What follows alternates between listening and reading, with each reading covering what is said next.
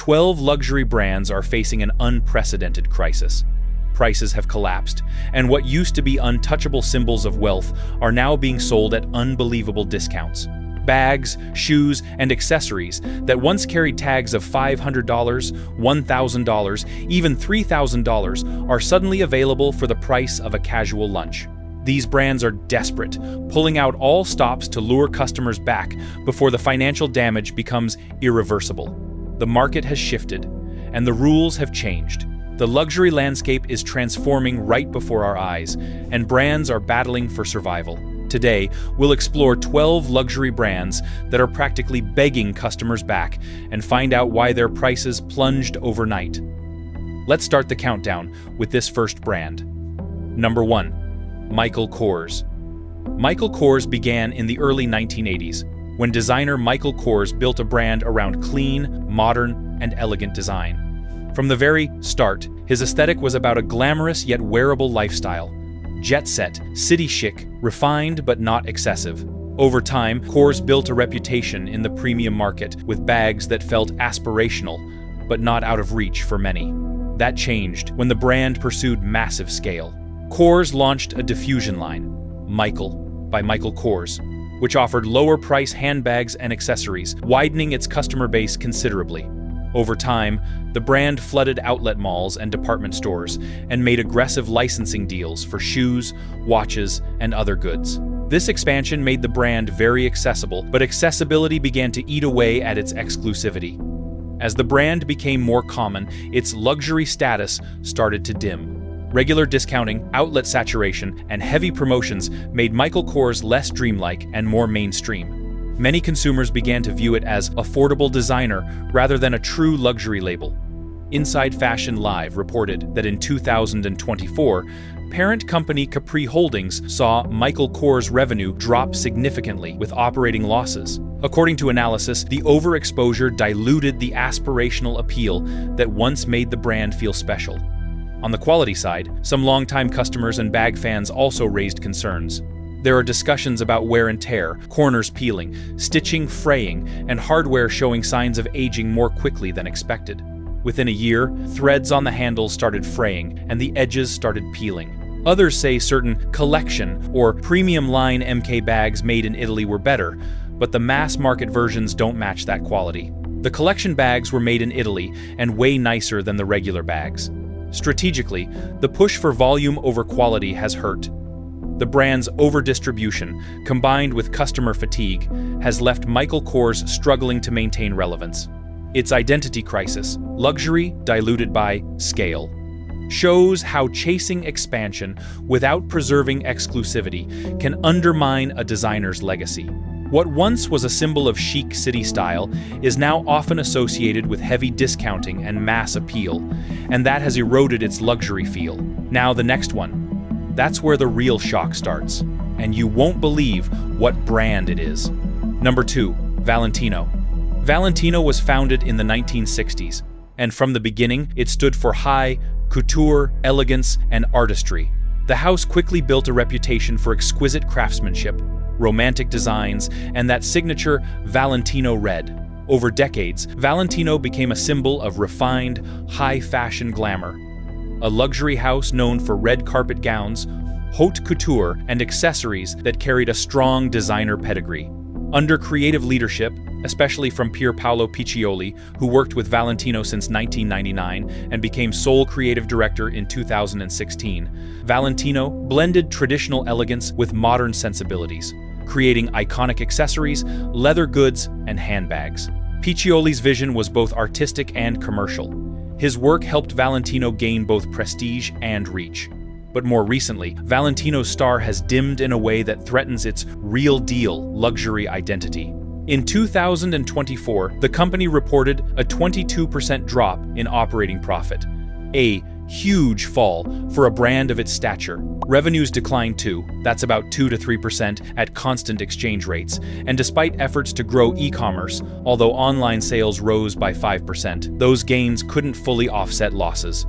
Even more worrying, Valentino breached its debt covenants. The brand had borrowed heavily, roughly 530 million euros, and now struggles with a high debt-to-earnings ratio. That prompted talks with banks for relief. Meanwhile, there was a leadership shakeup. Pierpaolo Piccioli left after 25 years. He was replaced by Alessandro Michele, formerly of Gucci, a bold shift, but not without risk. The business isn't running simply as an artistic couture house anymore. The balance between creativity and commerciality seems to be tipping. On top of that, Valentino is renegotiating its identity. The brand's distribution and cost structure are being rethought. For many longtime fans, this marked the end of an era. And the shift in direction, combined with financial stress, raises doubts whether Valentino can regain its aura of rarefied, artistic luxury. And now for number 3, that's the kind of collapse that becomes a warning to other brands. Number 3, Furla. In the early days, Furla distributed women's accessories via wholesale, building slowly on a foundation of craftsmanship and an Italian leather tradition. By the 1950s, Furla opened its first retail store in Bologna. And by the 1970s, the founder's children were involved, and the first handbag collection was launched. Over decades, the brand grew in a careful, family-run way, known for quality leather goods, creativity, and a cheerful, modern Italian design spirit. In its prime, Furla carried a genuine sense of premium worth.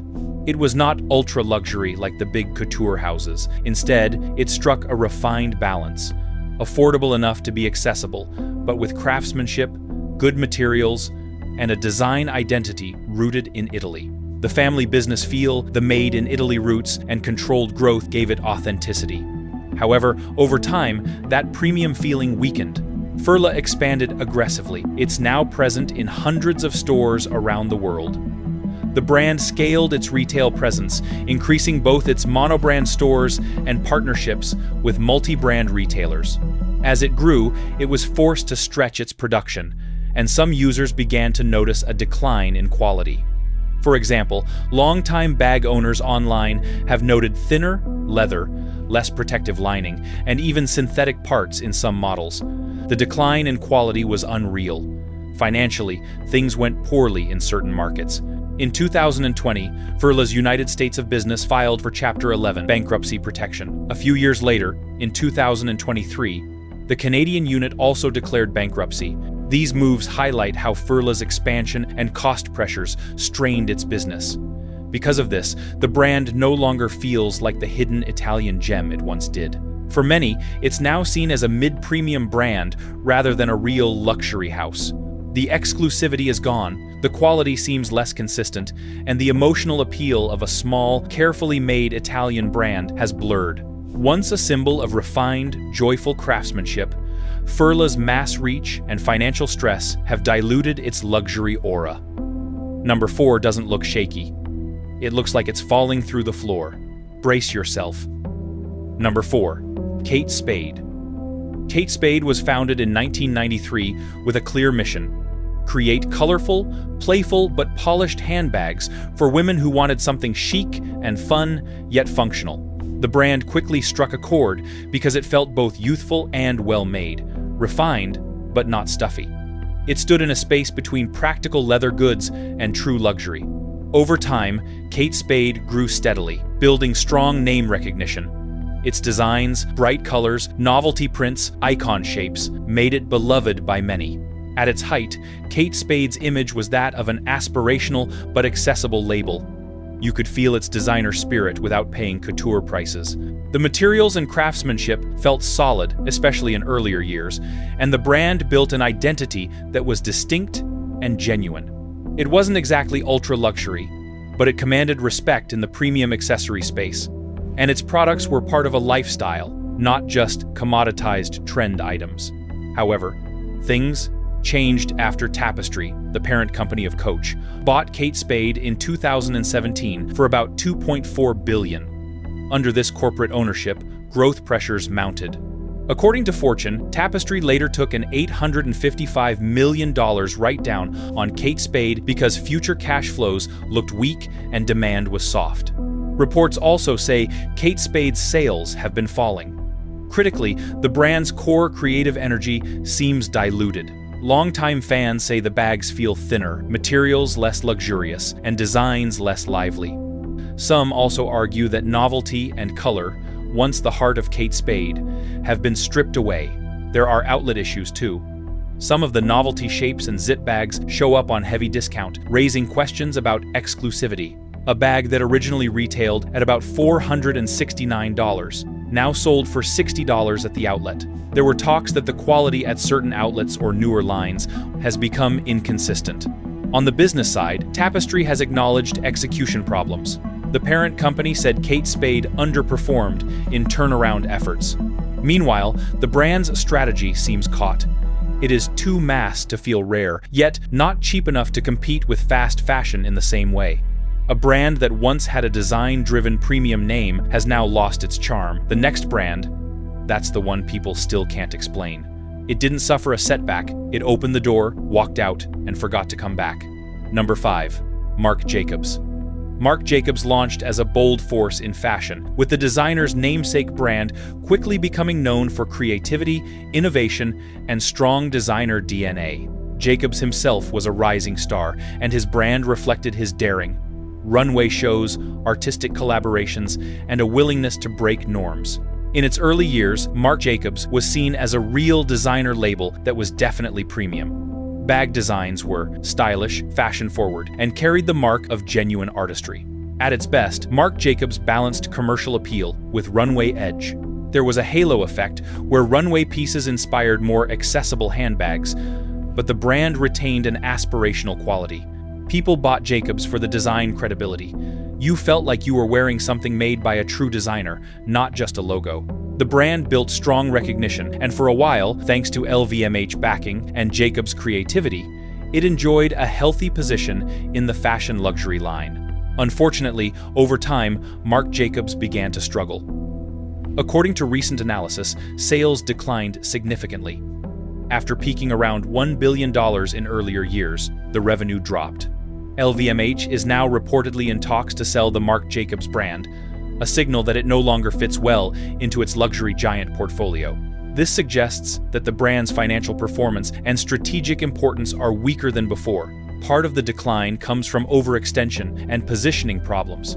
While Jacobs' runway remains spirited, the commercial lines haven't always captured the same excitement. Executives reportedly lean on the runway's halo effect more than innovating the core product lines. At the same time, some critics and customers say that the marketing investment is not enough to keep Marc Jacobs relevant in a crowded designer bag market.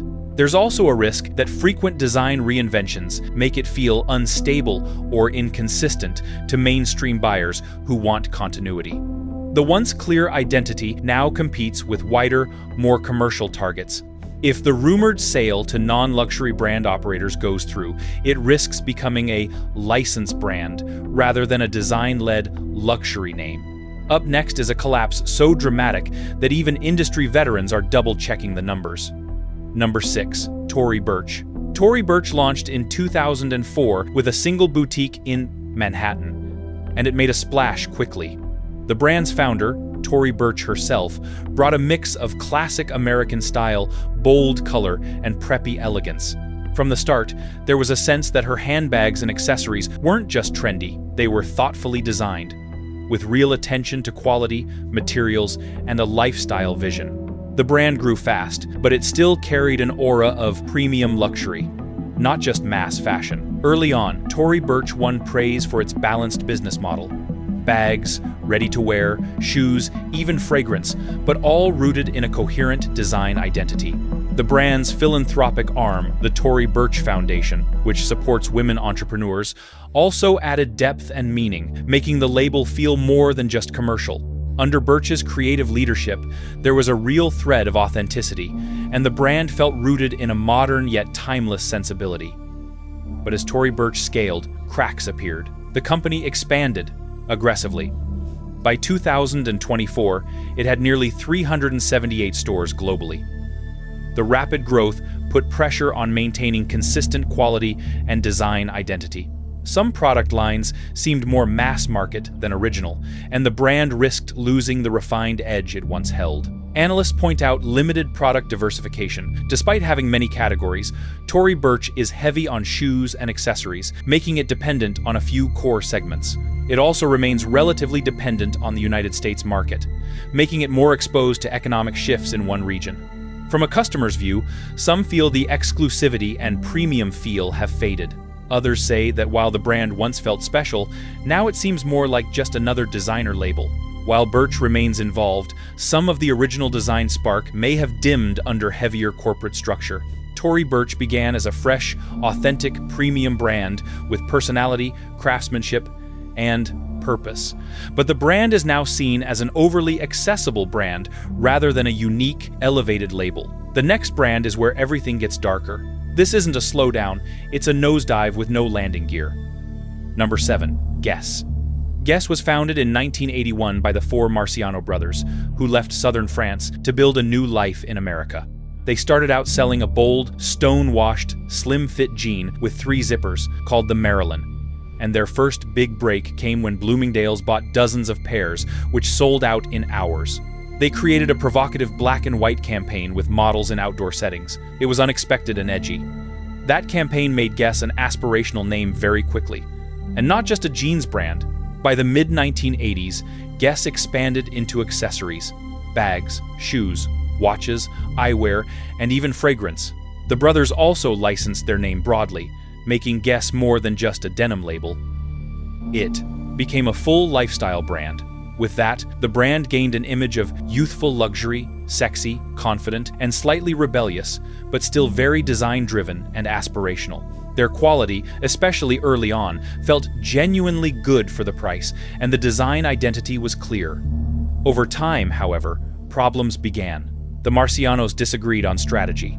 One of them wanted Guess to be carried in exclusive stores, while the others pushed for broad distribution, even through discount retailers. That tension changed the brand's image. As Guess grew, it licensed more and more, which diluted its original premium feel. In addition, while licensing meant growth, it also meant that quality varied across products. Financially, the brand has gone through ups and downs. According to Forbes, aggressive expansion and over-licensing affected Guess's bottom line. Meanwhile, core strategy debates, like whether to maintain high-end credibility or chase mass appeal, continued to haunt them. Guess bags now feel less durable than older pieces, which suggests the consistent quality that once backed up the brand's lifestyle promise has weakened. Today, Guess is still a global name, with retail presence in many countries. But for some, that very regularity and the variable quality of its licensed lines has eroded the romantic, aspirational edge that made the brand feel like a real dream label in its early years. Guess started as a cool, edgy brand, but now feels too common. But the next story is the one insiders mention with a sigh. Number 8 dug its own hole, jumped in, and pulled the ground over itself. Number 8. Coach. Coach began as a small leather goods workshop, focusing on real leather, solid craftsmanship, and functional design. Over time, it carved out a reputation as affordable luxury. Its leather bags were well-made, structured, and stylish, but not in the same rarity tier as ultra-luxury fashion houses.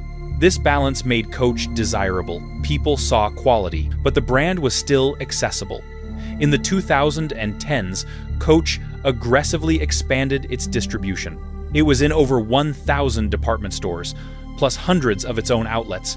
That expansion fueled huge sales, but also began eroding the brand's exclusivity. Overexposure in department stores meant the brand lost some of its premium feel, especially as markdowns became common. As problems mounted, Coach took deliberate steps to reposition itself. It closed or renovated many outlet stores, pulled back from some wholesale channels, and reduced how much its logo appeared on products. Coach also raised the price on some lines and focused on more premium leather goods to rebuild a sense of modern luxury.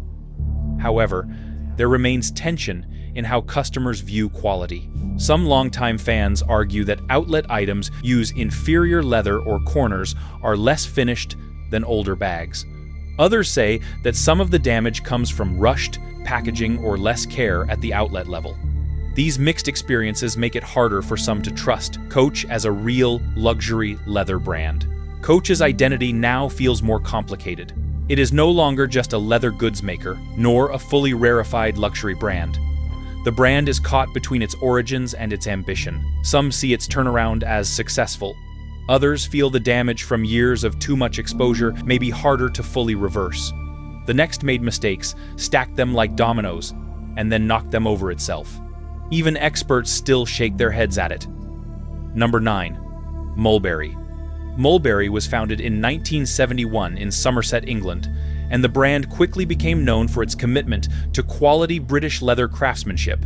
Early MX Gulbury bags were made in small workshops, focusing on strong, durable leather with fine finishes. Its early designs, such as the binocular and later the Bayswater, combined classic style with everyday functionality. Its characteristic of careful attention to design and material created a sense of accessibility blended with real quality. Customers felt that Mulberry bags offered premium British craftsmanship at a price that, while not cheap, was reasonable for the quality. The brand cultivated a loyal following, including professionals and celebrities, who valued both style and durability. In the 1980s and 1990s, Mulberry positioned itself as a bridge between everyday fashion and true luxury. Its products were often described as heritage British style, appealing to people who wanted elegant, timeless leather goods without the exclusivity and extreme cost of French haute couture. The brand's attention to detail, hand-stitched seams, rich leathers, and careful hardware distinguished it from mass-market competitors. Mulberry stores were carefully designed to reinforce this image, often small boutiques that emphasized quality over quantity.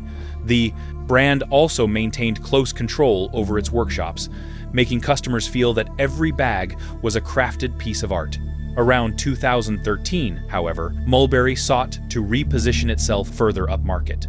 It raised prices significantly and began producing more luxury lines with exotic leathers.